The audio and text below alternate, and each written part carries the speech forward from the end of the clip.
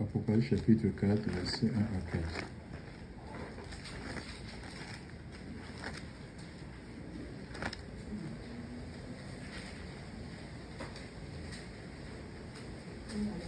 Après ces choses, je regardais et voici une porte ouverte dans le ciel.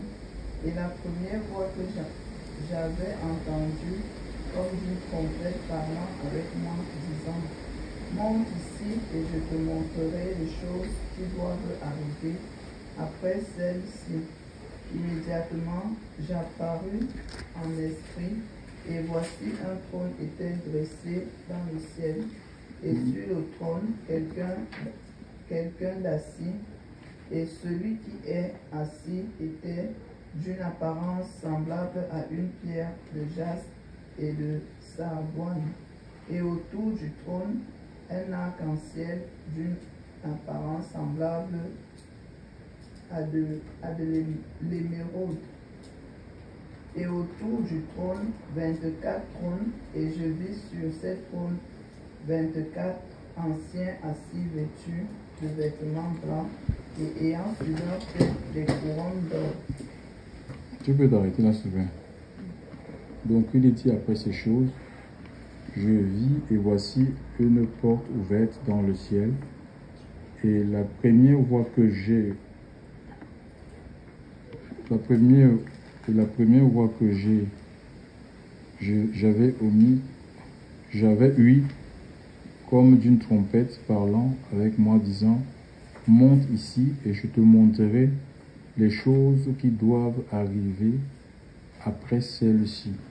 Donc ici c'est Jean l'apôtre. Il y a deux Jean dans les Écritures, d'accord? Il y a Jean-Baptiste qui était le cousin de Jésus. Donc il a précédé pour celui qui avait été envoyé pour préparer la voie. Donc, et ça, ce Jean dont nous parle Apocalypse, c'est un apôtre. Donc, c'est quelqu'un que Jésus, quand il rendait son ministère dans la chair, il avait été choisi par lui pour le représenter. Donc, ici, il nous parle d'une expérience qu'il a vécue. Vous voyez, Jean, c'est quelqu'un qui a connu la prison. D'accord? Il a connu la prison quand on lit les premiers chapitres de l'Apocalypse. Il nous dit les raisons pour lesquelles il se retrouvait en prison à Patmos. Il dit à cause de la parole de Dieu. Donc juste parce qu'à cette époque-là, nous sommes en l'an 81, donc il y a un empereur dominicien qui voulait l'adoration et il persécutait les chrétiens. Il interdisait aux gens d'annoncer le Christ sous peine de mort. Donc il y a des personnes qu'on jetait aux animaux en fait. Hein. Donc c'était vraiment comme des spectacles en fait. Certains qu'on brûlait, certains qu'on sciait. Donc aujourd'hui, quand on voit, il y a la génération des prédicateurs de notre temps ou notre génération, il y a quand on suit des prédicateurs aujourd'hui, mais on a comme impression que, en fait, les messages qu'ils annoncent, c'est complètement en opposition avec les gens qui nous ont précédés, en fait, les messages apostoliques, en fait. C'est que la vie que les apôtres ont vécue, la vie qu'ils nous présentent, en fait. C'est comme si les apôtres, par rapport aux souffrances qu'ils ont vécues pour l'amour du Seigneur, l'amour qu'ils avaient pour Dieu, c'est comme s'ils ont des choses qu'ils ont failli. C'est pourquoi ils étaient livrés à des souffrances, en fait. Ils ont connu des souffrances, ça veut dire vraiment peut-être que ces gens n'avaient pas vraiment une bonne relation avec Dieu. Ils n'avaient manqué la foi. Ils avaient moins d'onction. Des messages qui sont des messages qu'on entend. La plupart des prédicateurs, moi je vais souvent à YouTube, j'écoute et j'exerce mon discernement. C'est beaucoup sont remplis de vanité. Et on a comme impression qu'on veut nous présenter la Bible comme, je ne sais pas, un livre mystique où, ben voilà, il y a des recettes pour gravir des échelons, pour arriver à la grandeur à la percée, il y a des choses que tu dois faire vraiment, non. Et on va prendre des exemples comme, par exemple, Jean. J'ai entendu un prédicateur qui disait que Jean-Baptiste, comment un prophète qui a annoncé le Christ, il peut finir la tête sur un plateau. Que ce n'était pas normal. Bon, il y en a certains, ils ont dit que il était en baisse de tension. Il avait une baisse d'onction. Son onction avait baissé. C'est pourquoi on l'a décapité. Mais que vont-ils dire du prophète Ésaïe? Ésaïe a été scié, en fait, hein, sur un tronc d'arbre. Certains étaient jetés dans des fosses. Les Daniel, tout ça. Jetés dans la fosse au lion. Joseph aussi, jeté dans une fosse. Donc, les souffrances, le véritable christianisme est lié aux souffrances. Alléluia.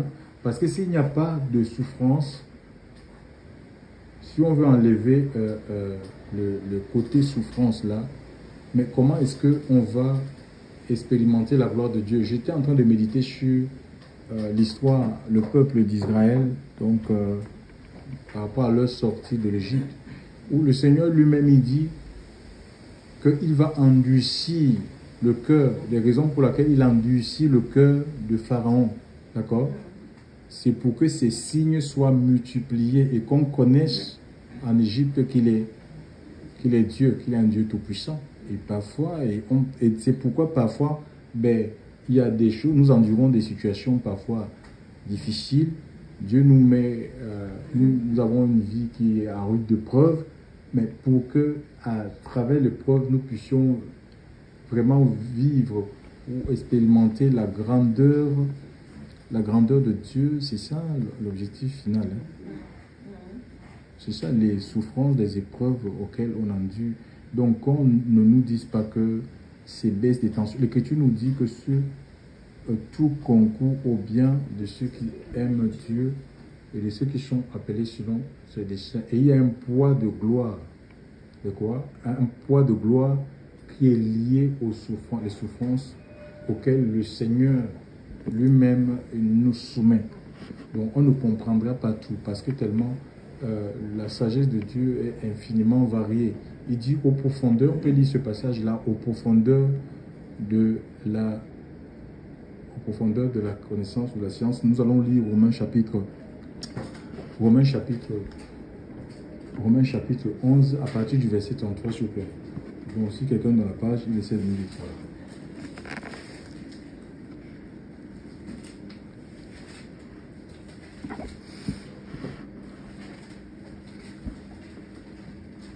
Romains 11, 33, 34 par là.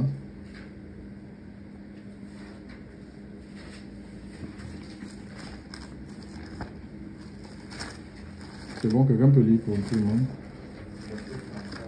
Oui. Qui a connu la pensée du Seigneur ou qui a été son conseiller, qui lui a donné le premier ou qu'il ait à recevoir en c'est de lui. Tu peux lire à partir du verset 32 dans ton version.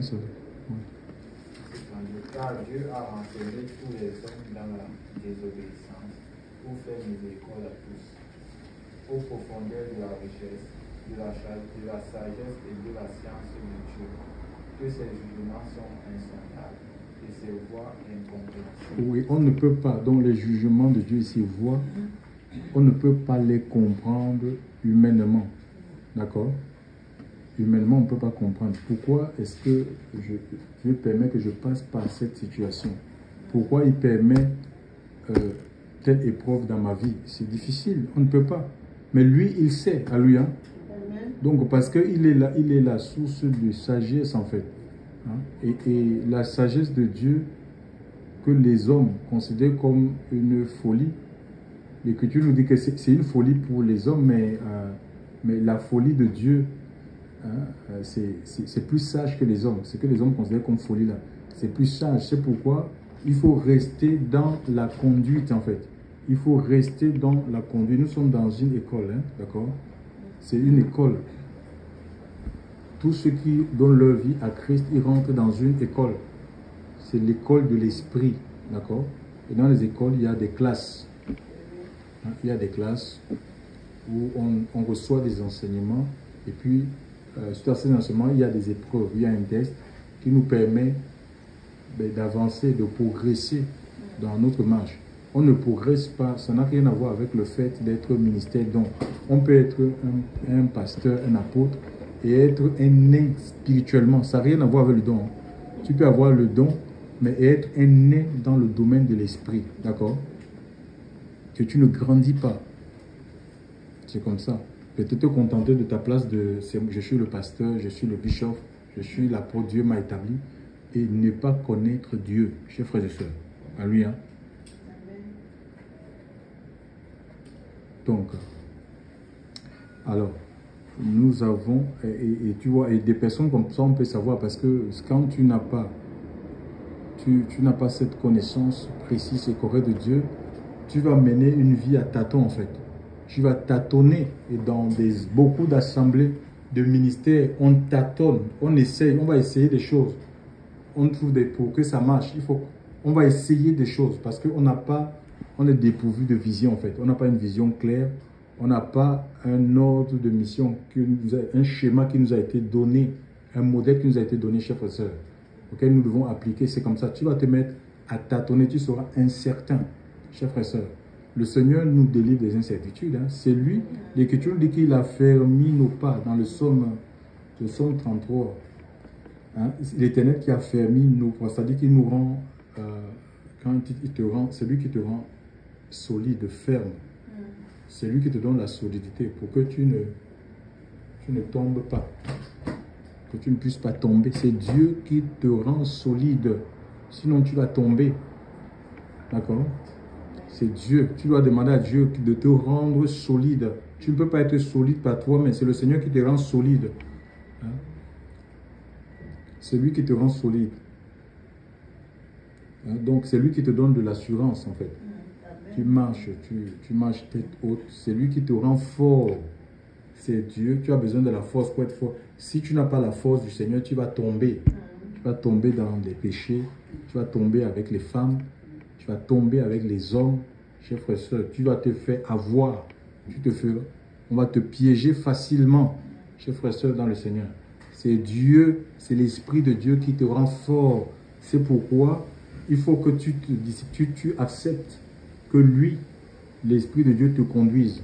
Même si c'est une voie qui ne te paraît pas droit. La Bible dit que telle voie paraît droit à l'homme. L'issue, c'est quoi? C'est pas nos voies. Parce que nos voies, à nous paraissent parfois droits. Mais la finalité, c'est quoi? C'est la perdition. C'est l'égarement. Alléluia. Même si la voie que le Seigneur est en train de conduire, ça ne te paraît pas droit. L'instruction que le Seigneur te donne, ce n'est pas en accord avec tes aspirations. Tu dois accepter parce que tous les trésors de la sagesse, chers frères et sœurs, de la connaissance sont en lui, en Christ. La sagesse de Dieu est au-dessus de la sagesse humaine. Alléluia. Et en tant qu'enfant de Dieu, nous devons faire confiance à la sagesse de Dieu. Alléluia. Tellement Dieu fait bien des choses, chers frères et sœurs. Et ce n'est pas un retard. Parce qu'on va dire, mais oui, mais depuis je suis dans cette situation, ça n'arrive pas. Non, non, non, il n'y a pas de retard avec le Seigneur. Dieu travaille, alléluia. Dieu travaille notre vie. Si les gens sont en train de faire ceci, ils sont en train de construire. Dieu peut te donner en 1 an ce que les gens construisent en 10 ans, en 20 ans. Chers frères et sœurs dans le Seigneur. Israël a mis 430 ans dans l'esclavage. Normalement, cet esclavage a été prévu pour 400 ans. Ça a tiré jusqu'à 430 ans. Mais il a fallu 10 jours. En 10 jours, Dieu les a sortis. En 10 jours seulement, Dieu les a sortis de l'Égypte. Donc, tu n'es en compétition avec personne. Donc, Satan ne te mène pas à balader les regards en qui, mais regarde la vie de l'autre. La vie de l'autre donne. J'ai comme impression que ma vie dort.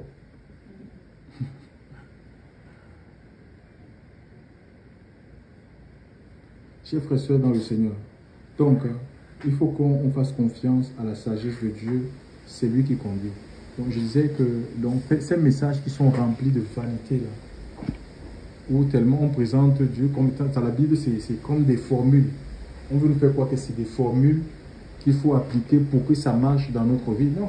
Dieu nous appelle à une vie d'obéissance, une vie totalement qui est soumise, alléluia, une vie qui est soumise à son esprit. Au moment où même toi, tu ne comprends même pas ta vie. Chers frères et sœurs dans le Seigneur, nous avons ici un apôtre, il était appelé par le Seigneur. Ce n'est pas quelqu'un qui a usurpé le titre ou la fonction apostolique. Il a été appelé dans le livre de Luc, chapitre 6, verset 40. Jésus avait prié toute la nuit. Et toute la nuit, le nom, il avait prié parce qu'il était disciple, il dépendait de Dieu. Il voulait que Dieu lui donne des noms des personnes avec qui il devait collaborer pour faire avancer le royaume. Alléluia. Pour toucher les territoires, pour toucher les villes, pour aller là où lui ne pouvait pas aller, chers frères et sœurs, pour le représenter. Il avait prié toute la nuit et le nom de Jean lui avait été donné. Il a investi Jean, l'apôtre, il a revêtu de sa puissance d'autorité pour chasser les démons, chers frères et sœurs, et guérir les malades. Quand le Seigneur est monté au ciel, il a donné, Jean a suivi cette instruction de rester à Jérusalem dans la chambre haute et d'attendre ce que le Père avait promis. Donc, pourtant, Jean avait été enseigné pendant 3 ans, durant le ministère de Christ sur la terre. Pendant 3 ans, Jean avait été enseigné sur tout ce qui concerne le royaume. Mais ce n'était pas suffisant. Il les a demandé d'attendre le revêtement de puissance. Alléluia. Et Jean avait reçu ce revêtement, chers frères et sœurs, pour entrer dans le champ missionnaire. Et ici, dans son parcours, il se retrouve, ben voilà, il est pris en prison. Il est en prison, pas parce qu'il avait détourné les fonds, mais il dit à cause de la parole de Dieu. Donc, et là, en prison, il est dans les chaînes. Il est complètement coupé des assemblées qu'il avait bâties. Il avait construit, il avait mis en place des assemblées. C'est ça, les ministères apostoliques. Ce sont des gens qui ont cette capacité-là de rassembler des foules, de bâtir les assemblées ici et là. Donc, il était coupé de toutes ces assemblées. Il ne pouvait plus fortifier, aller missionner pour encourager, fortifier ces assemblées. Aussi, comme Satan fait aussi une œuvre qui le tombe, il s'est dit peut-être que bon voilà, comme Jean sera coupé de ces assemblées, sûrement ces chrétiens-là, ils vont abandonner, ou ils vont repartir dans le monde, ce qui est complètement, c'est pas faux. Peut-être que Dieu a permis ça, peut-être pour libérer ces gens-là de l'idolâtrie, parce qu'il y a toujours des idolâtres. Des gens peut-être qui avaient, pour eux, ces gens, si Jean n'est pas là, si Jean ne prie pas pour moi, si l'apôtre Jean ne prie pas pour moi, personne ne prie pour moi. Si c'est pas Jean, l'apôtre qui prêche. J'ai vu des gens aller dans des assemblées comme ça. Le pasteur n'est pas là, oui, il n'est pas là, et la personne prend son sac et tourne le dos et repart. Tu te demandes que cette personne, il a donné sa vie au pasteur ou il a donné sa vie à... Ou quand le pasteur va en voyage ou va en vacances, les personnes aussi prennent congé en fait de l'assemblée. Non, chers frères et sœurs, on a donné notre vie par un homme, par un système, par une dénomination. Nous avons donné notre vie au Seigneur. Alléluia. Et il est en prison, coupé des hommes, et ces assemblées-là aussi, peut-être il fallait qu'ils se prennent eux-mêmes en charge. D'accord? Où ils se réalisent, parce que les épreuves aussi permettent, il y a des capacités qu'on peut avoir, d'accord? Il y a des gens ici qui peuvent avoir des capacités oratoires, hein? Mais parce que je suis là, ils n'arrivent pas à s'exprimer. Dieu peut permettre qu'une situation m'arrive pour que cette partie-là, dont ils n'ont même pas conscience, oui, émerge. C'est comme ça que Dieu... c'est comme ça que le Seigneur travaille en fait. Donc c'est difficile de comprendre le cœur de Dieu. Il faut tout simplement suivre. Et ici, Jean va entendre une voix. Il est en prison. Il va entendre une voix qui lui dit, allez, monte ici. Monte ici. Après ces choses-là, il va entendre une voix qui lui dit, monte ici.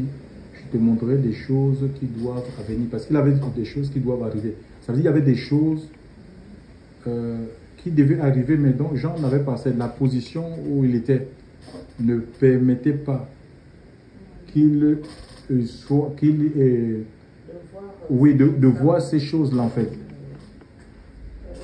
Oui, d'avoir accès à ces choses. Donc la position où il était en fait. Je ne sais pas, il monte ici. Je crois qu'il était quoi, debout, il était retenu, je ne sais pas par quoi, par l'expérience qu'il venait de vivre. Par exemple, nous avons les 7. Il avait reçu les 7 lettres. Donc pour lui, peut-être, il se complaisait à ça, mais ce n'est pas possible, c'est merveilleux. Ça, j'ai vu les 7 lettres envoyées aux 7 églises. Il avait aussi vu la prêtrise royale. Donc comment le sacerdoce, parce que à son époque là, à l'époque de Jean, le sacerdoce ou le service, le mot sacerdoce, c'est un service qui est attaché au temple. Le service de Dieu appartenait à une tribu en fait, la tribu de Lévi, d'accord. Et Jean, il va voir en disant, celui qui nous a lavé son sang et a fait de nous un royaume de sacrificateurs, il va voir un royaume de sacrificateurs, des hommes de toute langue, de tout peuple, qui sont devenus sacrificateurs, prêtres pour le Seigneur. Alléluia.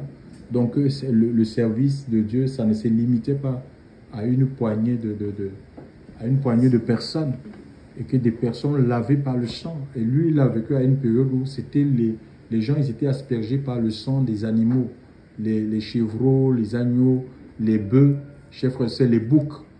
Mais là, il voit, c'est le sang de Jésus qui lave les vies, alléluia, qui blanchit les vies. C'est ce que Jean, il a vu. Donc, vous savez, il y a des expériences qu'on peut connaître avec le Seigneur, ou des succès qu'on peut vivre avec Dieu et qui peuvent nous retenir en fait. Il n'y a pas seulement les échecs. Certains peuvent être retenus par les échecs du passé.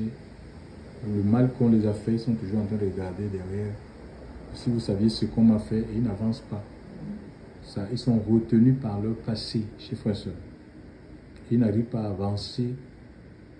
Alors que Dieu nous appelle à avancer, alléluia. À avancer, quels que soient les échecs, quels que soient les succès. Nous sommes appelés à avancer, alléluia. On ne doit pas s'asseoir sur des acquis, on ne doit rien prendre pour acquis en fait. On est appelé parce qu'il y a toujours à découvrir en fait. Il y a des choses à découvrir avec Dieu tous les jours. On n'a pas fini de voir. Dieu a toutes les choses qu'il veut nous révéler en fait. Il a des missions qu'il veut nous confier, chers frères et sœurs.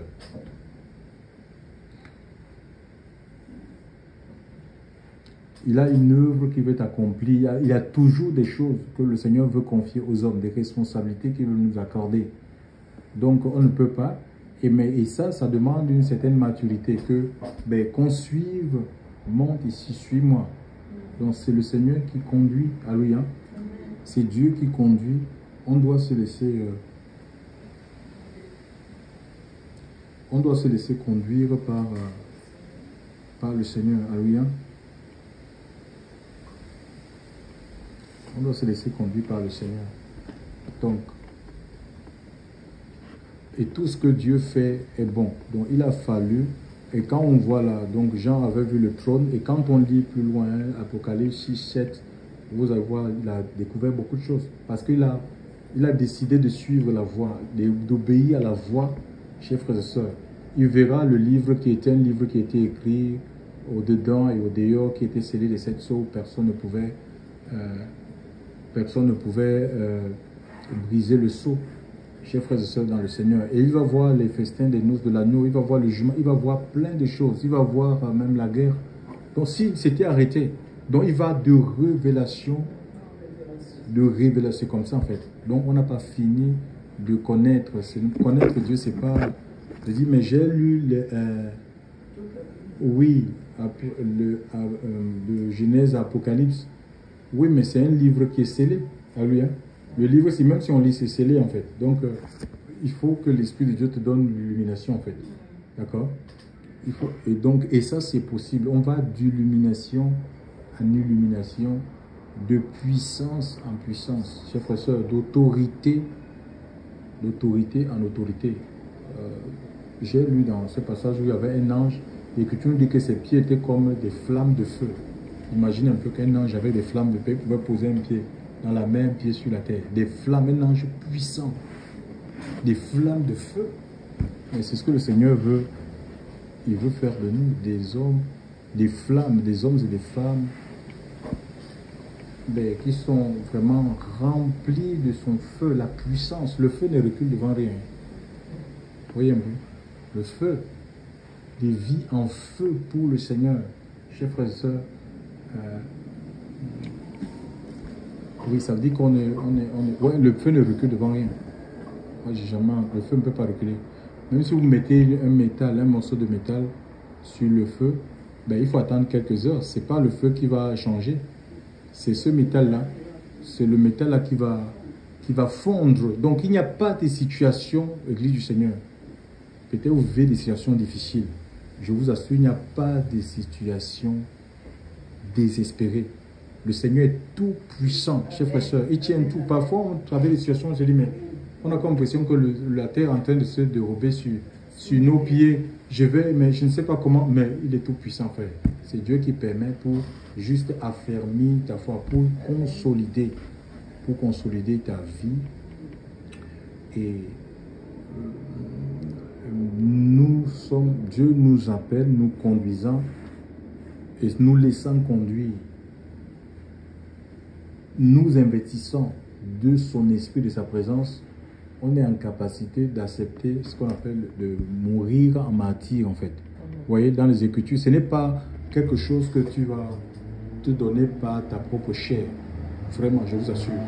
Il y a des décisions. Quand ton cœur est transformé, quand ta vie est en feu, nous avons les Jérémie. Tellement ils étaient persécutés. Les anciens de son époque disaient, on va le tuer avec la langue. Et il disait, non, j'ai décidé, je ne ferai plus mention de ton nom. Il dit, mais c'est comme un feu en moi. Donc lui-même, il voulait se taire. Mais parce que, il avait livré complètement sa vie, qu'il était consumé à l'intérieur de lui, mais même les apôtres Pierre, ils ont dit, mais comment ne pas parler des choses que nous avons vues? On ne peut pas taire, chers frères et sœurs. Alléluia. Tu ne peux pas taire, tu peux tuer l'homme, mais la voie de l'esprit, ce n'est pas possible. Alléluia. Même si tu emprisonnes des personnes, l'Esprit de Dieu va rentrer dans la vie des autres personnes, des non-croyants, pour en faire des témoins, chers frères et sœurs. Donc, l'œuvre de Dieu est inarrêtable. On ne peut pas arrêter l'œuvre de Dieu. Même si on a comme impression que oui, mais j'ai vu des gens pleurer pour les bâtiments en Algérie. On dit oui, le gouvernement, ils ont fait des lois, ils ont promulgué des lois, maintenant ils ont décidé ils sont en train de dire, on veut notre bâtiment, notre église, le bâtiment. Seigneur Jésus. Vous voyez l'ignorance? Dans l'erreur en fait. Vous voyez l'erreur? Ils sont en train le bâtiment, ils sont en train de lutter pour le bâtiment. Quand les Juifs, les disciples de Jésus avaient montré le temple de Jérusalem, ils disaient, Seigneur, regarde cette belle bâtisse et tout ça. Donc le Seigneur va leur dire, mais il ne restera, ce que vous voyez, il ne restera pierre sur pierre. Donc les gens, ils ont mis l'accent sur la pierre, sur le bâtiment. On peut détruire le bâtiment, on ne peut pas détruire l'œuvre de Dieu. Parce que c'est nous qui sommes l'œuvre du Seigneur, alléluia. Nous sommes son ouvrage, nous dit l'Écriture. Nous sommes son ouvrage, c'est écrit Éphésiens. Éphésiens 2 dit, nous sommes son ouvrage, ayant été créé en Jésus-Christ. Pour les bons, l'Église, c'est le corps des rachetés. Ça n'a rien à voir avec le bâtiment. Alléluia. Et l'Église va subsister jusqu'à ce que le Seigneur vienne enlever. Ce n'est pas un bâtiment qui viendra enlever, il viendra enlever les hommes et les femmes qui l'attendent. Alléluia. Donc, c'est pas... Et donc, voilà, je disais, donc on peut aller jusqu'au martyr. Nous avons connu des gens comme Jean-Baptiste, qu'on dit non, sa foi avait baissé. Et ce Jean, si Jean n'avait pas connu la prison, ce Jean-ci, il n'avait pas connu la prison. Mais comment nous n'aurions jamais eu ce livre, il n'aurait pas ces révélations? Parce que le fait que tu sois en mission, en fait, en train de travailler, mais Dieu ne trouvait pas le temps pour parler à cet homme-là. Donc, une façon de le mettre à part, d'isoler, il a voulu, il est passé par la case prison pour lui montrer ce livre que nous avons aujourd'hui, alléluia, le livre de l'Apocalypse, où nous savons que nous avons la victoire à travers le sang. Nous avons la victoire sur Satan à cause du sang, donc à cause du sang de l'agneau. Et l'Écriture nous parle même il y a des âmes qui ont été décapitées et qui se font encore décapiter dans des pays musulmans. Au lit, la Bible, c'est considéré comme un crime contre l'État. Il y a des gens qu'on tue, mais ces personnes-là, ils sont dans le repos du Seigneur, en fait. D'accord? Moi, j'ai regardé, nous avons des exemples dans les Écritures, comme l'Écriture est remplie de l'Esprit. Hein.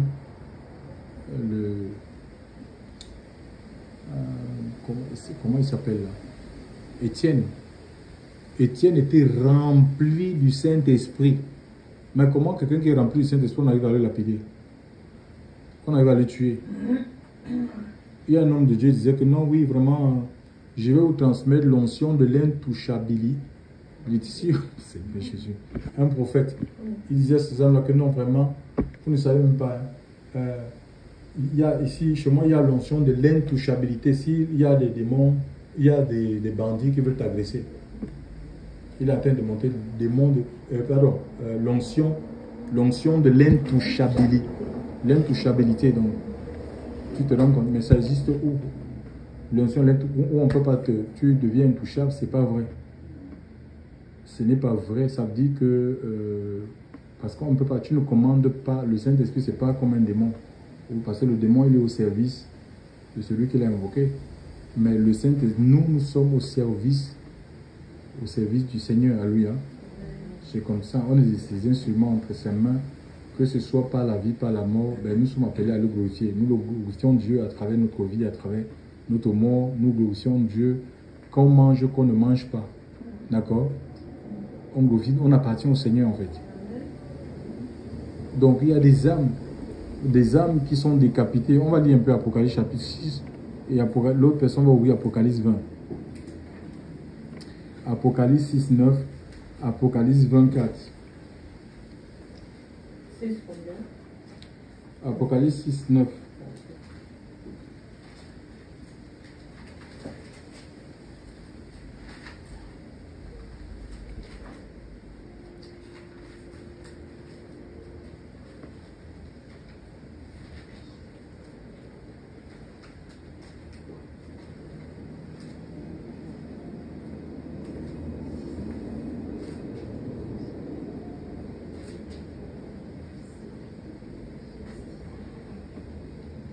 Oui, Apocalypse 6, 9.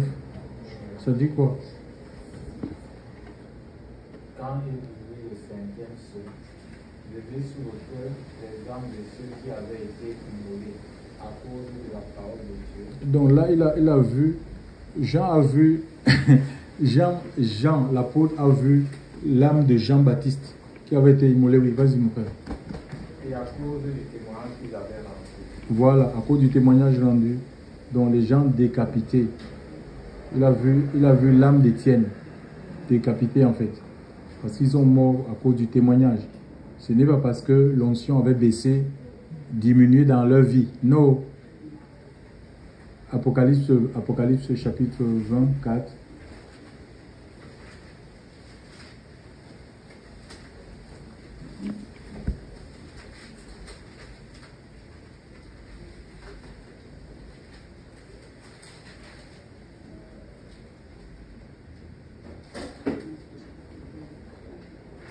C'est qui? 24? 24, oui. Dans ma version, il est écrit: je vis des trônes sur lesquels des gens s'assirent, à qui l'autorité de juger fut donnée. Et je vis les âmes de ceux qui avaient été décapités pour le témoignage de Jésus et pour la parole de Dieu. Oui, voilà. Donc, on voit ici les âmes. Tu peux reprendre Apocalypse 9. Continue la lecture. Continue la lecture d'Apocalypse 9, oui.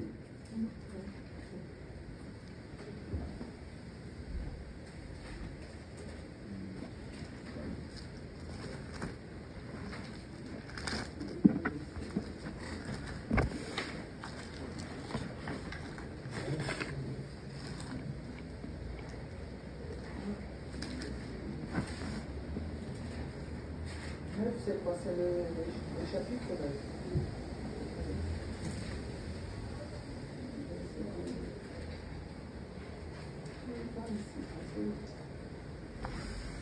Apocalypse 6. Apocalypse 6. 6, oui.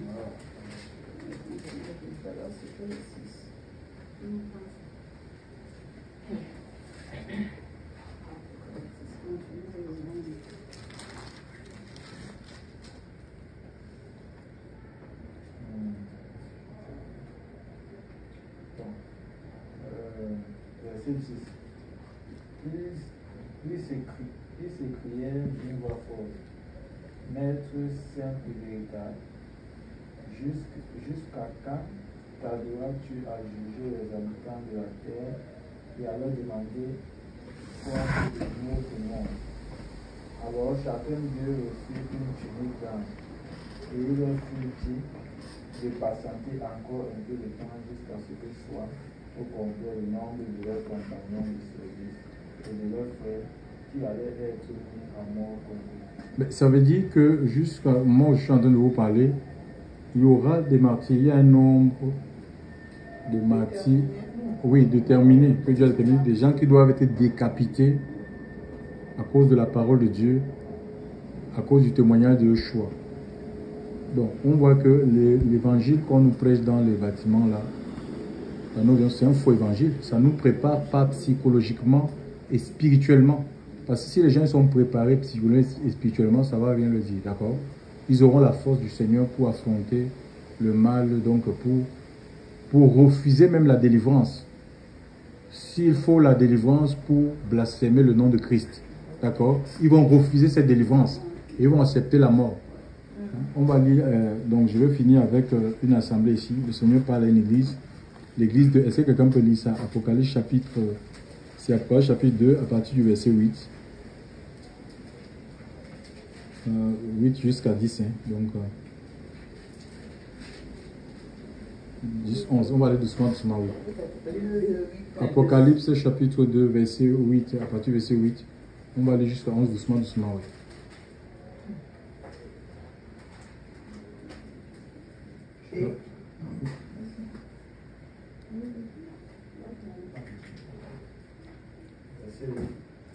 Écrit à l'ange de l'église de Smyrne. Voici ce que dit le premier et le dernier, celui qui était mort et qui est revenu à la vie. Je connais ta tribulation et ta pauvreté. Bien que tu sois riche, et les calomnies de la part de ceux qui se disent juifs et ne le sont pas, mais qui sont un synagogue de Satan. Ne crains pas ce que tu vas souffrir. Voici le diable jettera quelques-uns de vous en prison, afin que vous soyez éprouvés, et vous aurez une tribulation de 10 jours. Sois fidèle jusqu'à la mort, et je te donnerai ta couronne de vie. Oui, voilà une parole d'encouragement et d'exhortation qui est envoyée à cette église. Et elle dit, Satan va jeter quelques-uns de vous. Vous aurez une épreuve de 10 jours. Un jour, c'est comme 1000 ans, 1000 ans, c'est comme un jour. 10 jours ici, ça peut parler de 10 ans, ou de 2 ans, ou de 1 an, ou de 6 mois, ou de 1 mois. Toujours, tu dis parce que ça dépend de... C'est Dieu qui détermine l'épreuve, en fait, le temps de l'épreuve. Mais il est dit, donc le problème ici, ce n'est pas l'épreuve. L'épreuve n'est pas un problème. Ce que le Seigneur veut trouver au sein de la communauté de l'Assemblée de nos vies, c'est que nous soyons fidèles, prouvés fidèles. Ça dit que même quand tu es éprouvé, ben, tu continues à croire en ce Dieu-là, à obéir au Seigneur, à dire, mais ma vie appartient à Dieu, comme Job. Hein, c'est un exemple, hein, dans toute sa souffrance, sa peine, il n'a pas maudit Dieu.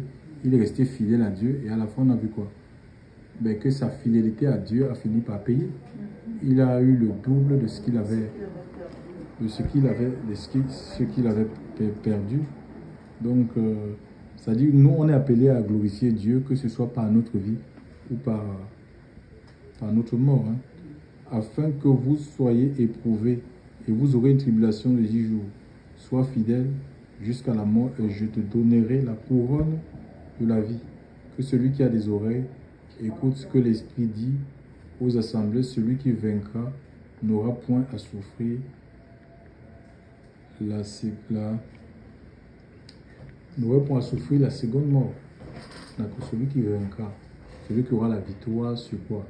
Sur l'épreuve. Celui qui ne va pas se laisser de stabiliser. Parce que tu peux vous dire, mais Satan dit, voilà, maintenant je t'ai mis en prison, on fait un compromis. Il y a des gens qui ont refusé. Quand on lit le livre des héros de la foi, on dit que certains ils ont refusé la délivrance en vue d'une résurrection meilleure. Ils ont refusé, donc on les proposait que, bon voilà, soit on vous jette aux bêtes, vous êtes déchiquetés, ou on vous délivre, mais pour vous délivrer, pourquoi on ne vous jette pas aux bêtes là? Dites que Jésus, il n'est pas le sauveur, que Christ est blasphémé en fait. Les gens, ils ont refusé, ils ont dit non, non, non, ils ont préféré de mourir en vue d'une résurrection meilleure. Donc, et si Dieu nous ouvrait les yeux sur le ciel, on aurait tous envie de partir là. On ne voudrait pas rester ici, il y a trop de souffrance sur la terre, je vous dis la vérité. On aurait tous envie de partir, dire non, mais je quitte cette terre. Tu vas oublier même tes enfants, tu vas tout oublier, ton compte bancaire, tu vas tout oublier, tu vas dire je veux moi partir. Alléluia. Gloire à Dieu.